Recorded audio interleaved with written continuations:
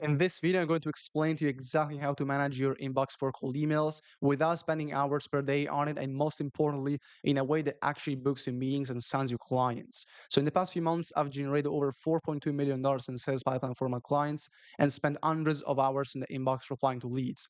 So, I found the reply frameworks that allow us to book up to 60% of positive replies into a meeting. So, in this video, I'm going to explain to you how to use these frameworks 100% for free. So stick around till the end of this video because I'm going to share an inbox management trick that helped one of our clients go from 4 to 15 booked calls a month, literally just overnight.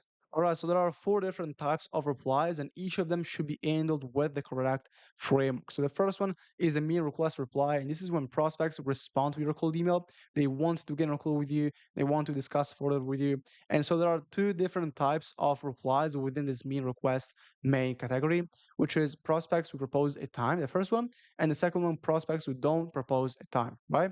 The first one is the easiest category to book. This is an example. I love the idea. I'm available Tuesday 10:30.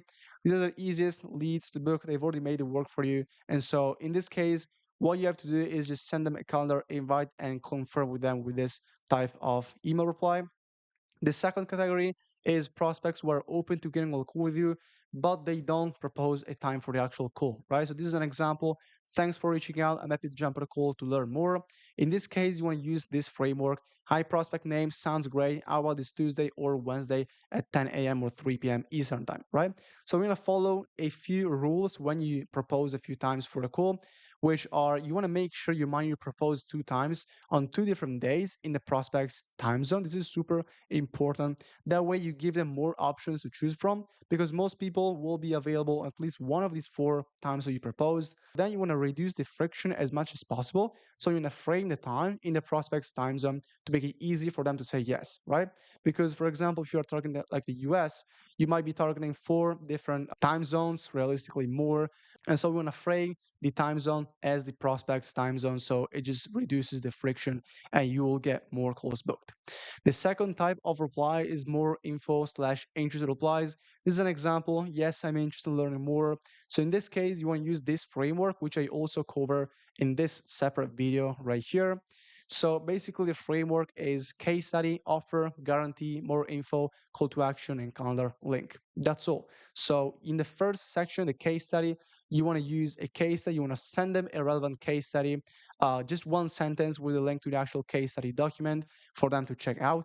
This must be the first sentence because realistically, if you have a relevant case study, not many companies on earth will have a relevant case study you can send to your prospects. So if you have one, you will just stand out from all of the other people who are cold emailing your prospects, right? So you want to send the case study as the first sentence. The second paragraph is the offer. So in the offer section, you want to state your offer again, and it has to be congruent with what you said in the first cold email, right? Because if it's not the same thing, then the prospect responds to something, but then you send them more details about something else, they're not going to resonate and they're not going to book a meeting, right? So you want to use the same exact angle that you used in the first cold email. Maybe you are split testing angles, so you want to use the same exact angle and same exact offer that you used in the first cold email. Guarantee, if you have a guarantee, put that guarantee in there. If you don't have one, just skip this section. And then we've got the more info section. In the more info section, you want to give them more details about your offer and specifically your mechanism and the mechanism that you use to get them the benefit and solve their problems, right? So also this section needs to be not longer than a sentence. You just want to give them some more details about your offer and how you can solve them their problem and get them a benefit, right? The last part, or actually the last few things, are the call to action and the calendar link, which kind of go within the same paragraph. So the call to action, essentially, we just want to push them for a call or a meeting. So you want to ask the prospect if they would be open to talking further on a call. Again, make sure to propose two different times on two different days in the prospect's time zone. So you want to reduce the friction. And then we've got the calendar link, right? So once you propose a few times for the call, make sure to include your calendar link because some people are just busy and prefer to directly choose the time that they want. And so they're just going to go on the calendar URL and click there and book a meeting from there, right? So Important thing to note here, if you're using Calendly or any other scheduling software, make sure you don't ask too many pre-qualifying questions, because otherwise your prospects will just go to the Calendly link, see a bunch of questions, and it just annoys them and they don't answer those questions. So it will just add too much friction. That works if you're doing inbound marketing, but if you're doing outbound marketing, if you're reaching out to prospects cold, they're not gonna answer those questions, right? So here's an example for a Facebook ads offer, which is we launch marketing. We're helping them sign 3 to 4 new clients per month with cold email, and we are literally just using this reply framework. Hi, first name. Thanks for getting back to me. Here's how we scaled case study from X to X at 7X ROAS. So this is the case study section. To put it briefly, we can scale. This is the offer. We can scale your ad spend multiplier and blah blah blah with our Facebook ads and split testing strategy. This is the unique mechanism. And if you're not happy with the results, this is a guarantee. You can leave at any time and we'll give your money back. No questions asked. This is proposing times for the call. Are you free this Wednesday or Friday, 10 a.m. or 3 p.m. Eastern time to talk further? Feel free to pick a time here if it's easier. Kindly link. Super easy. I also covered this reply framework in this video if you want to check this out in more detail. The next type of reply is a wrong person reply. And most people make the mistake of ignoring these replies, right? But this is a huge mistake because these replies are super useful and are just great, right? So what you want to do in these cases is this is an example. I don't make these decisions. John is the right person to speak to. What you want to do in these cases is ask this prospect what is John's email address that you can reach out to, so you can actually reach out to the right person, right? So you want to use this reply framework. I prospect name, thanks for pointing me to the right direction. What's John's best email so I can reach out to him, right? Be polite. If you don't get a response from this prospect, don't follow up and don't annoy them. They've already been quite polite by telling you who is the right person at their company to speak to. So just don't follow up and don't annoy them. You can easily find a colleague's email address using a tool like Apollo.io or literally like any other list building tool. Then you want to reach out to the colleague that they told you that is the right person in the company and use this reply framework. This is actually going to be not a reply. You can actually forward this reply to the colleague or you can send them a new cold email. Essentially, you want to use basically a new cold email, right? So in this case, I write contact name, I got in touch with previous contact, and they told me you are the right person to talk about this. Offer, social proof, it's basically like a new cold email. And then you want to use a hard call to action. When would be a good time for you to chat? And the reason why you want to use a hard call to action is because in this case, the prospect already told you that John is the right person to speak to. So in this case, this is not a cold email, but this is more like a warm intro.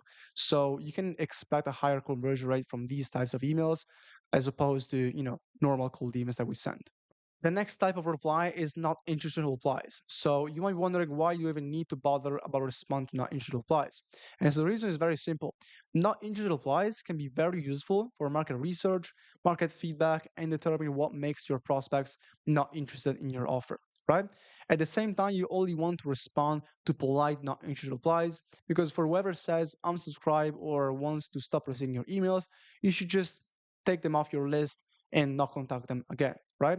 This is an example of what I mean with a polite, not interested replies. So you only want to reach out and respond to these ones. So you want to use the following framework. Hi, prospect name, no worries. Thanks for the note. Just for our own feedback, what was the main reason this isn't of interest? Not relevant, bad timing, not valuable to you. With this framework, like you will be surprised at how many people actually respond to this and give you valuable market feedback that then you can use to tweak your offer, improve your cold email campaign, improve your scripts, or even your targeting, right? Because some people might respond, hey, I'm not the right person to talk about this at my company. And so if you see this pattern from many people, from many prospects, you might want to look at your targeting and improve your targeting, right? To get better results in the future cold email campaigns you're going to run, right? At the same time, people lie and don't follow up. If they give you feedback, that's great. But if they don't follow up with them, don't annoy them, and just don't pretend a reply. Few things to keep in mind when doing inbox management. You want to aim to reply within 5 minutes. Time to lead is super important. So in this case, for example, we got a response at 10:42 p.m. and we responded back at 10:46 p.m. within 4 minutes. This was at night, but who cares, honestly, because we know that if we respond within 5 minutes, we have such a higher chance to book the meeting that it's such a no-brainer. If you reply within 5 minutes, they will probably still be in their inbox checking emails, so you can get them at the right timing. So if you respond hours later or even the day after, This decreases the lead's worth so much they will be significantly harder for you to book the prospect into a meeting. Next thing is follow-up subsequences. You want to use follow-up subsequences to automatically follow up with your prospects because let's say you get 40 positive replies from your cold email campaign. You want to follow up with all of them. It's going to take you a bit of time, right? So you want to use follow-up subsequences on smartly.ai, which is a cold email sign platform that I recommend. You can set up these follow-up subsequences very easily and you can just run with them. Reply length as well. You want to remember the email reply must be short, just like the cold email. You can write a little bit more than in the first cold email, but remember that people's attention span is very short. So if you send a full essay in email reply, nobody is going to read it and book a meeting from it. As I said at the beginning of this video, this is the inbox management trick that helped one of our clients go from 4 to 15 book calls a month literally overnight. And so it's about directly sending a calendar invite to prospects when they show interest. So obviously you want to be reasonable with this approach because you don't want to send them a calendar invite if they responded with interest to seeing a case study. You want to send them a case study first. So obviously you want to be reasonable with this. But basically, if you use a hard call to action such as would you like to talk further about this or would you be open to a demo? And they'll respond with something like this. Then you 100% want to send them a calendar invite straight away. Then what you want to do is send them this reply framework. Hi, John, I just sent you a calendar invite for X day at X time.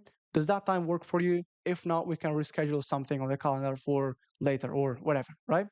And so you might wondering about the no-show rate of this approach, and we actually got 90% show-up rate with this approach for one of our clients that we scaled from 4 to 15 book calls a month. And so the reason why we got such a high show-up rate is that we use two different types of reminders. One with calendar reminders that we set up, such as pre-call reminders and flows, and one with manual reminders that we send using the email that we used to book them in. Right? Now, even if I've explained to you how to do inbox management for cold email, there's so much more you need to do to consistently book qualified sales calls for your business with cold email.